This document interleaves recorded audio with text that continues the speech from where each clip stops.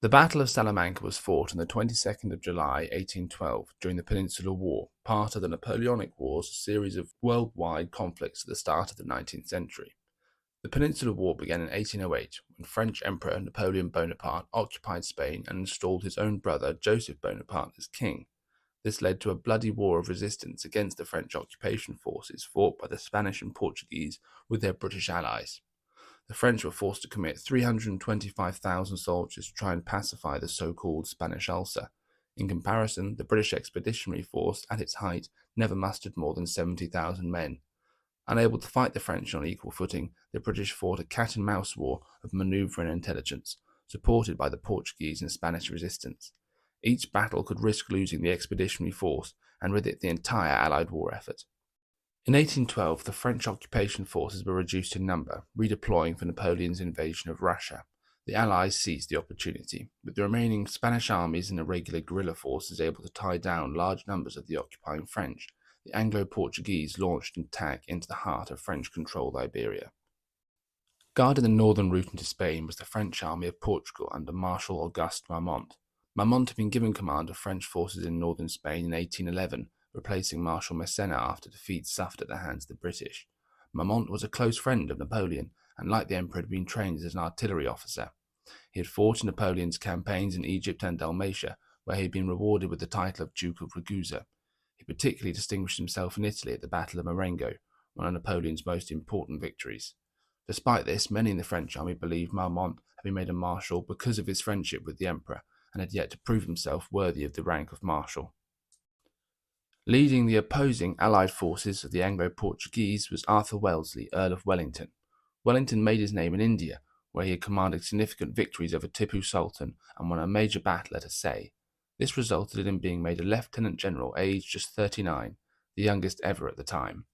Wellington had been appointed commander-in-chief of the British Expeditionary Force, then based in Portugal, in 1809.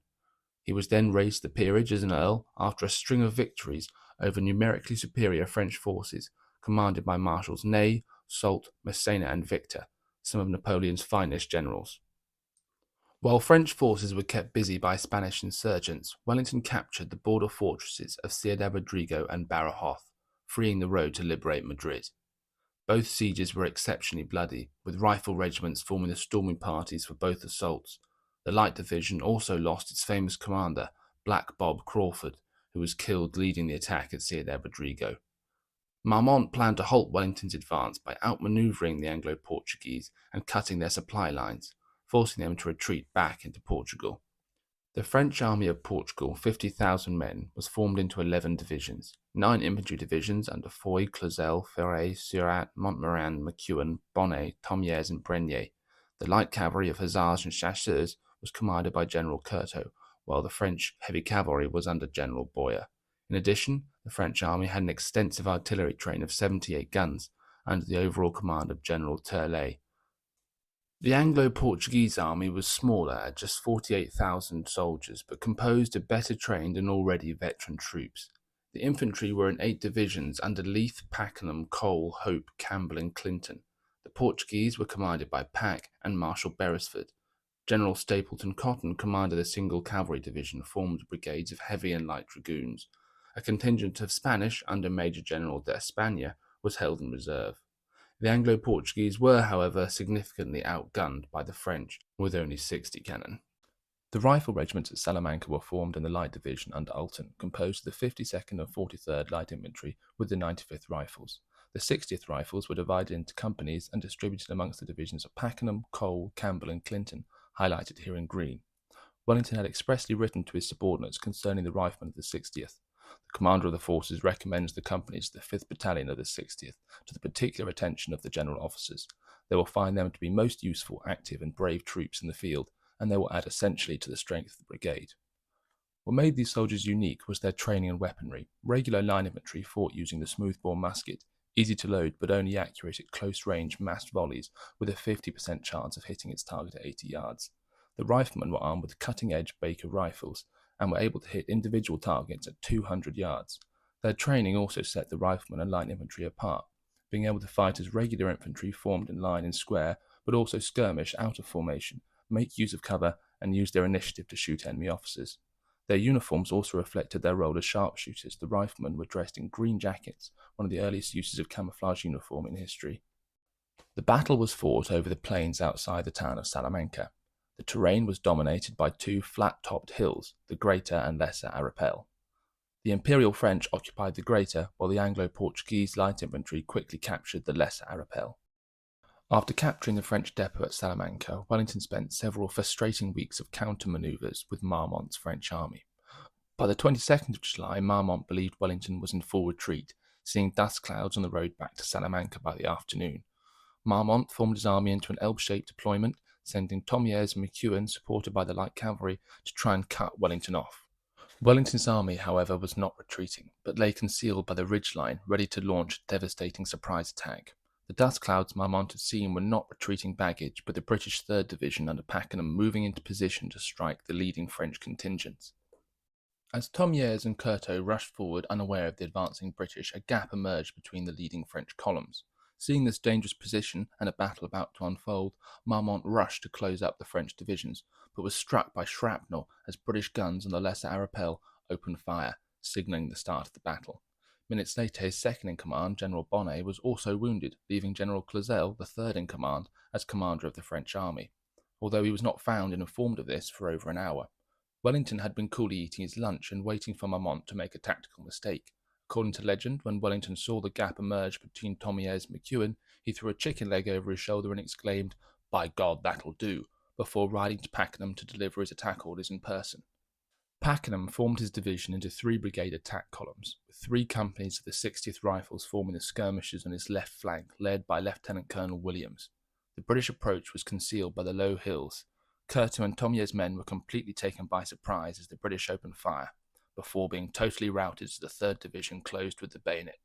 The day was so hot and the British musket and rifle fire so intense the grass caught fire and engulfed the battlefield in smoke. The 60th Rifles led the pursuit, keeping pressure on the broken French, although their commanding officer, Lieutenant Colonel Williams, was wounded during this attack.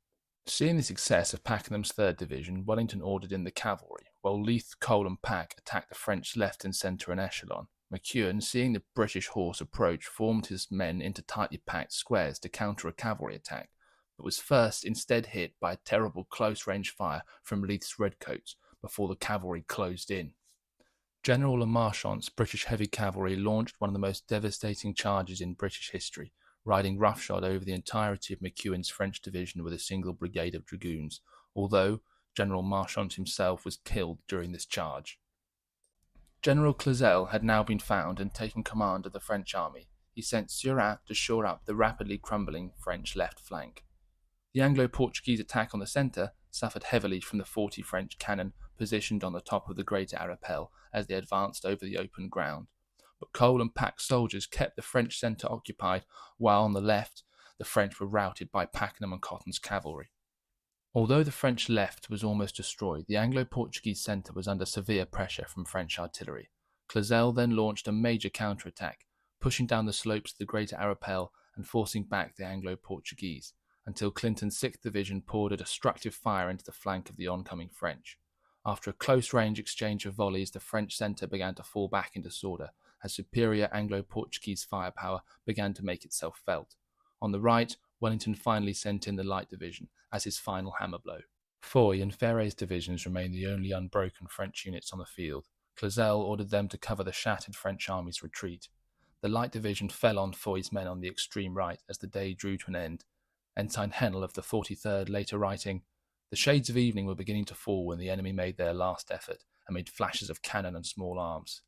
Foy directed his men in a ferocious fighting retreat, making the riflemen and light infantry fight for every inch of ground, a contest that continued late into the night until Wellington called off the pursuit."